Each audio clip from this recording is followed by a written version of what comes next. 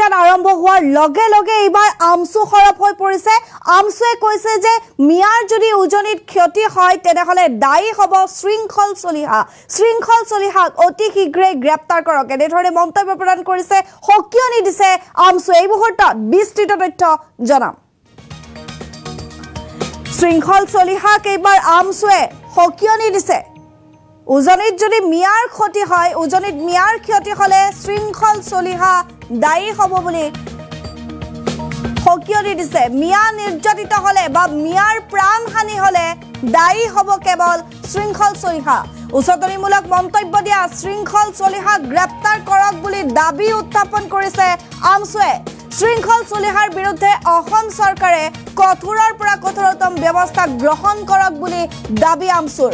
অপৰাধীৰ কোনো ধৰ্ম নাই, অপৰাধীৰ কোনো জাত নাই, এনেধৰণে মন্তব্য কৰিছে আমচুৱে। অপৰাধীক লৈ কোনেও ৰাজনীতি নকৰিব বুলি এক প্ৰকাৰ হুংকাৰ প্ৰদান কৰিছে আমচুৱে।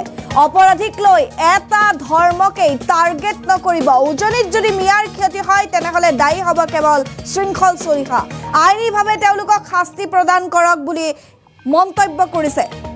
আমি জনাই আছো শৃংখল চলিহাই যি আজি ফেচবুক পোষ্ট দিয়া দেখিবলৈ পোৱা গৈছিল, চেলেঞ্জ একচেপ্টেড। শৃংখল চলিহাই এনেধৰণে আব্দুৰ ৰছিদ মণ্ডলক কৈছিল। তাৰ পিছতে মিয়া হটাও অভিযান, কিন্তু এইবাৰ আমচু খৰব হৈ পৰিছে।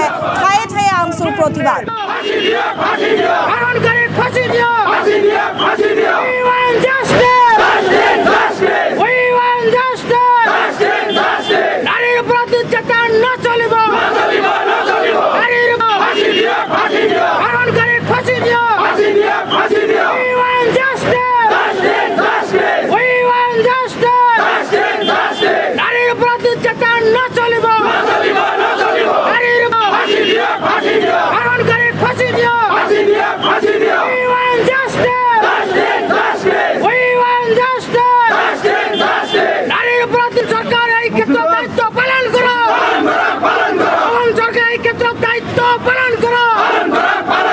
আৰু এনেধৰণে দেখিবলৈ পোৱা গৈছে ৰাজ্যৰ ভিন্ন প্ৰান্তত প্ৰতিবাদ অব্যাহত আছে। আমি দেখুৱাই আছো দৃশ্য, আৰু এয়া আমচুৱে এনেধৰণে প্ৰতিবাদ সাব্যস্ত কৰিছে। আমি জনাই আছো ঢিঙৰ যি সেই ঘটনাৰ চাঞ্চল্য, সেই ঘটনাৰ চাঞ্চল্য মাৰ নৌজাওঁতে ভিন্ন প্ৰান্তত এনেধৰণৰ অমানৱীয় ঘটনা সংঘটিত হৈছে। কিন্তু আজিৰ দিনটোত এগৰাকী বিধায়ক আব্দুৰ ৰছিদ মণ্ডলে মিয়াক খেদাৰ কাৰ দম আছে বুলি প্ৰশ্ন কৰাৰ পিছতে শৃংখল চলিহাই ফেচবুক পোষ্ট কৰিছে, চেলেঞ্জ একচেপ্টেড। আব্দুৰ ৰছিদ মণ্ডল বিহু দেখুৱাই আছো তো কেনেধৰণে মন্তব্য বা তেওঁৰ ফেচবুক পোষ্টৰ পিছতে উজনিত আৰম্ভ হৈ গৈছে মিয়া হটাও অভিযান। ঠায়ে ঠায়ে ভাড়াঘৰত থকা সন্দেহজনক মিয়াক ইতিমধ্যে সেই স্থান ত্যাগ কৰাৰ সময়সীমা বান্ধি দিছে, 7 দিনৰ সময়সীমা বান্ধি দিছে। কিন্তু তাৰ পিছত আমচু খৰব হৈ পৰিছে।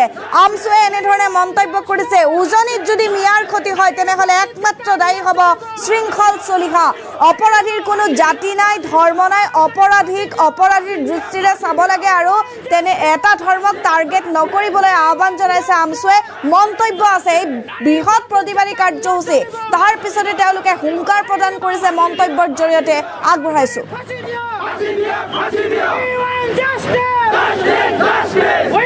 ইতিমধ্যে উজনি অসমৰ পৰা ৰাছিদ আপোনাৰ শৃংখল চলিহা বীৰ লাচিত থানাৰ যি সাংগঠনিক সম্পাদক বীৰ লাচিত থানাৰ শৃংখল চলিহা, যি শৃংখল চলিহা এটা মন্তব্য প্ৰকাশ কৰিছে। আমি গৰিহণা দিছোঁ, এই ধৰণৰ উচতনিমূলক বক্তব্য দিয়াসকলক গ্ৰেপ্তাৰ কৰিব লাগিব।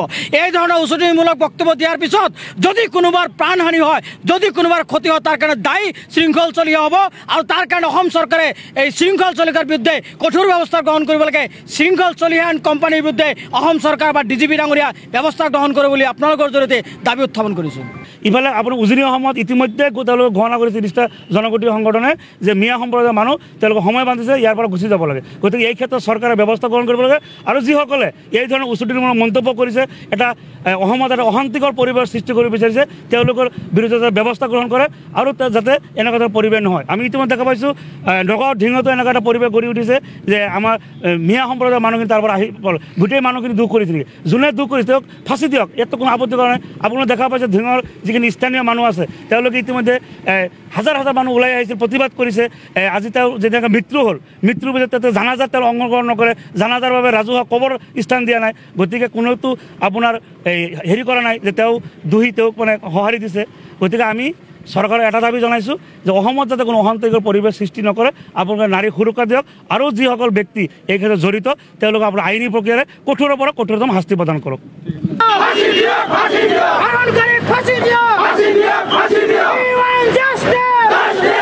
কঠোৰৰ পৰা কঠোৰতম ব্যৱস্থা গ্ৰহণ কৰিব লাগে। মিয়া যদি উজনিত নিৰ্যাতিত হয় বা মিয়াৰ প্ৰাণহানি হয় তেনেহ'লে দায়ী হ'ব একমাত্ৰ শৃংখল চলিহা। উচতনিমূলক মন্তব্য দিয়া শৃংখল চলিহাক গ্ৰেপ্তাৰৰ দাবী এইসকল আমচুৰ সদস্য বা আমচুৰ নেতা কৰ্মীৰ। উজনিত যদি মিয়াৰ ক্ষতি হয় তেনেহ'লে দায়ী হ'ব শৃংখল চলিহা। শৃংখল চলিহাক এনেধৰণে আমচুৱে সকিয়নি প্ৰদান কৰিছে। উচতনিমূলক যি মন্তব্য দিয়া বুলি তেওঁলোকে কৈছে, শৃংখল চলিহাৰ বিৰুদ্ধে অসম চৰকাৰে কঠোৰ ব্যৱস্থা গ্ৰহণ কৰিবলৈ তেওঁলোকে আহ্বান জনাইছে। তেওঁলোকে আৰু কৈছে যে অপৰাধীৰ কোনো ধৰ্ম নাই, অপৰাধীৰ কোনো জাত নাই, অপৰাধীক লৈ ৰাজনীতি নকৰিব। আজিৰ দিনটোত বিধায়ক আব্দুৰ ৰছিদ মণ্ডলে কৰা মন্তব্যৰ পিছতে উজনিত হাহাকাৰ, উজনিত মিয়া হটাও অভিযান আৰম্ভ হৈছে। এসপ্তাহৰ সময়সীমা বান্ধি দিছে মিয়াক আৰু সেই স্থান ত্যাগ কৰাৰো নিৰ্দেশ দিছে সন্দেহযুক্ত বংগমূলীয় লোকসকলক, বংগমূলীয় মিয়াক। আৰু তাৰ পিছতে আমচুৱে এনেধৰণে ঢিঙৰ যি সেই কাণ্ডক লৈ প্ৰতিবাদ সাব্যস্ত কৰিছিল যে ন্যায় লাগে, ঢিঙৰ সেই পৰিয়ালটোক ন্যায় লাগে। লগতে ৰাজ্যৰ ভিন্ন প্ৰান্তত মানৱ সমাজক লজ্জানত কৰা যিসমূহ ঘটনা হৈছে সেই ঘটনাৰ ভুক্তভোগী পৰিয়ালসকলক ন্যায় লাগে, তাক লৈ প্ৰতিবাদ সাব্যস্ত কৰাৰ মাজতে শৃংখল চলিহাক এনেধৰণে এক প্ৰকাৰ তেওঁলোকে মন্তব্য কৰিছে। শৃংখল চলিহাক লৈ তেওঁলোকে কৈছে যে উজনিত যদি যিসকল মিয়া আছে সেই মিয়াৰ ক্ষতি হয় তেনেহ'লে দায়ী হ'ব কেৱল শৃংখল চলিহা। আৰু শৃংখল চলিহা মিয়া নিৰ্যাতিত হ'লে বা মিয়াৰ প্ৰাণহানি হ'লেও দায়ী হ'ব। উচতনিমূলক মন্তব্য দিয়া শৃংখল চলিহাক গ্ৰেপ্তাৰ কৰিবলৈ আহ্বান জনাইছে। দৃশ্য আমি দেখুৱাই আছোঁ, এয়া আমচুৰ যি প্ৰতিবাদী কাৰ্যসূচী, এই প্ৰতিবাদী কাৰ্যসূচীত তেওঁলোকে এক প্ৰকাৰ হুংকাৰ প্ৰদান কৰিছে। পুনৰবাৰ তেওঁলোকৰ সেই মন্তব্য শুনো আহক।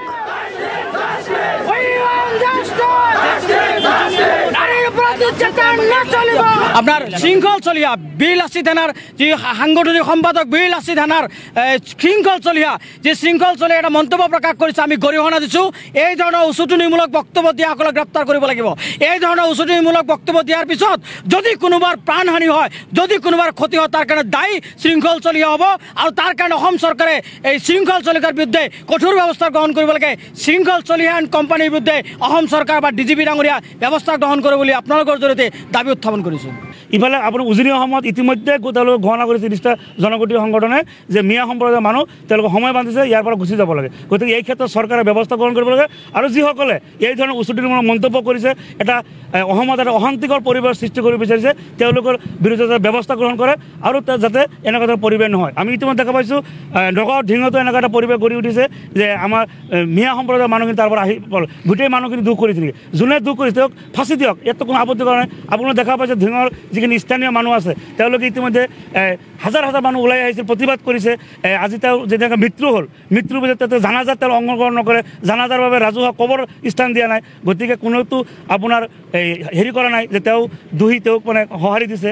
গতিকে আমি চৰকাৰক এটা দাবী জনাইছোঁ যে অসমত যাতে কোনো অশান্তিকৰ পৰিৱেশ সৃষ্টি নকৰে, আপোনালোকে নাৰীক সুৰক্ষা দিয়ক আৰু যিসকল ব্যক্তি এই ক্ষেত্ৰত জড়িত তেওঁলোকক আপোনাৰ আইনী প্ৰক্ৰিয়াৰে কঠোৰৰ পৰা কঠোৰতম শাস্তি প্ৰদান কৰক। যে ইতিমধ্যে উজনি অসমৰ পৰা ৰাচিদ আপোনাৰ শৃংখল চলিহা বীৰ লাচিত থানাৰ যি সাংগঠনিক সম্পাদক বীৰ লাচিত থানাৰ শৃংখল চলিহা যে শৃংখল চলিহা এটা মন্তব্য প্ৰকাশ কৰিছে, আমি গৰিহণা দিছোঁ। এই ধৰণৰ উচতনিমূলক বক্তব্য দিয়াসকলক গ্ৰেপ্তাৰ কৰিব লাগিব।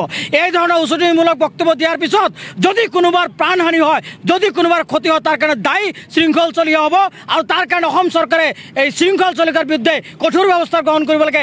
শৃংখল চলিহা এণ্ড কোম্পানীৰ বিৰুদ্ধে অসম চৰকাৰ বা ডিজিপি ডাঙৰীয়া ব্যৱস্থা গ্ৰহণ কৰে বুলি আপোনালোকৰ জৰিয়তে দাবী উত্থাপন কৰিছোঁ।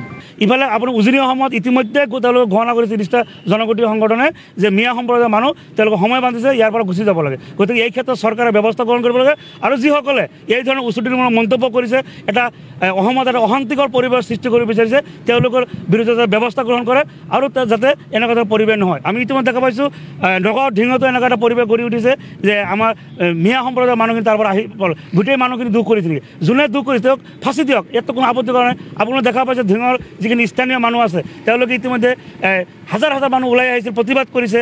আজি তেওঁ যেনেকৈ মৃত্যু হ'ল, মৃত্যুৰ পিছত তাতে জানাজাত তেওঁ অংশগ্ৰহণ নকৰে, জানাজাৰ বাবে ৰাজহুৱা কবৰ স্থান দিয়া নাই। গতিকে কোনেওতো আপোনাৰ হেৰি কৰা নাই যে তেওঁ দোষী, তেওঁক মানে সঁহাৰি দিছে। গতিকে আমি চৰকাৰে এটা দাবী জনাইছোঁ যে অসমত যাতে কোনো অশান্তিকৰ পৰিৱেশ সৃষ্টি নকৰে, আপোনালোকে নাৰীক সুৰক্ষা দিয়ক আৰু যিসকল ব্যক্তি এই ক্ষেত্ৰত জড়িত তেওঁলোকক আপোনাৰ আইনী প্ৰক্ৰিয়াৰে কঠোৰৰ পৰা কঠোৰতম শাস্তি প্ৰদান কৰক।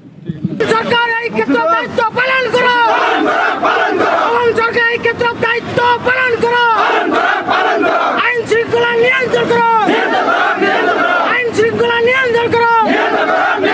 অপরাধীর ধর্ম নয়, অপরাধীর ধর্ম নয়, অপরাধী ফাঁসি দিও, ইনকাম জিন্দাবাদ, ইনকাম জিন্দাবাদ, অপরাধী শাস্তি দিও, অপরাধী কঠোর শাস্তি দিও।